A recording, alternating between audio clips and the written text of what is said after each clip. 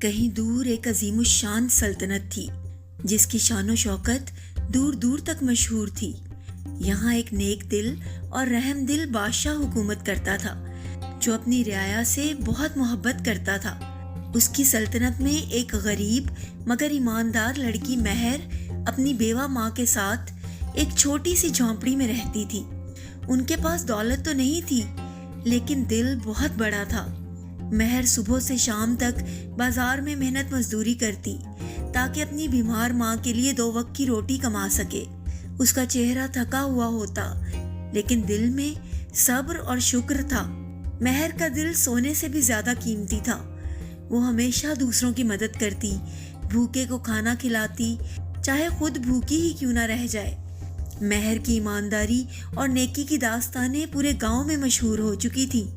بوڑھے اور جوان سب اس کی تعریف کرتے اور اسے دعائیں دیتے تھے۔ اسی سلطنت میں بادشاہ کا بیٹا شہزادہ سعد تھا جو نہ صرف بہادر اور خوبصورت تھا بلکہ دل کا بھی بہت نیک اور صاف تھا۔ بادشاہ اپنے بیٹے کی شادی کے لیے فکر مند تھا۔ وہ چاہتا تھا کہ شہزادے کی دلہن نہ صرف خوبصورت ہو بلکہ ایماندار اور نیک سیرت بھی ہو۔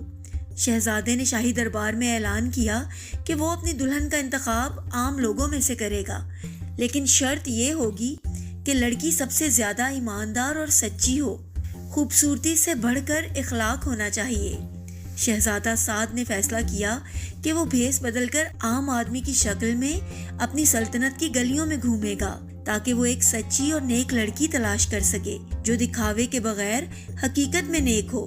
بھٹکتے ہوئے وہ شہر کے بازار کے قریب پہنچا جہاں غریب لوگ اپنی روزی کمانے کے لیے محنت کرتے تھے۔ یہاں مہر اپنی چھوٹی سی دکان پر ایمانداری سے کام کر رہی تھی۔ شہزادہ مہر کی دکان کے قریب سے گزر رہا تھا کہ اچانک اس کی جیب سے سونے کا ایک قیمتی شاہی سکہ گر گیا۔ مہر نے چمکتا ہوا سونے کا سکہ اٹھایا اور سمجھ گئی کہ یہ بہت قیمتی ہے۔ اس نے ایمانداری سے وہ سکہ اپنے پاس محفوظ کر لیا۔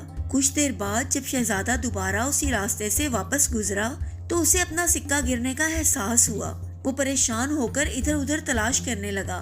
مہر نے جب پریشان شہزادے کو دیکھا تو فوراً سمجھ گئی۔ اس نے بغیر کسی ہچکچاہٹ کے آگے بڑھ کر وہ قیمتی سونے کا سکہ شہزادے کے ہاتھ میں دے دیا۔ شہزادہ سعد اس غریب لڑکی کی بے مثال ایمانداری اور سچائی دیکھ کر دل سے متاثر ہو گیا۔ اس نے اپنا بھیس اتار پھینکا اور اپنا اصلی شاہی لباس سب کو دکھا دیا۔ مہر یہ دیکھ کر بالکل حیران رہ گئی۔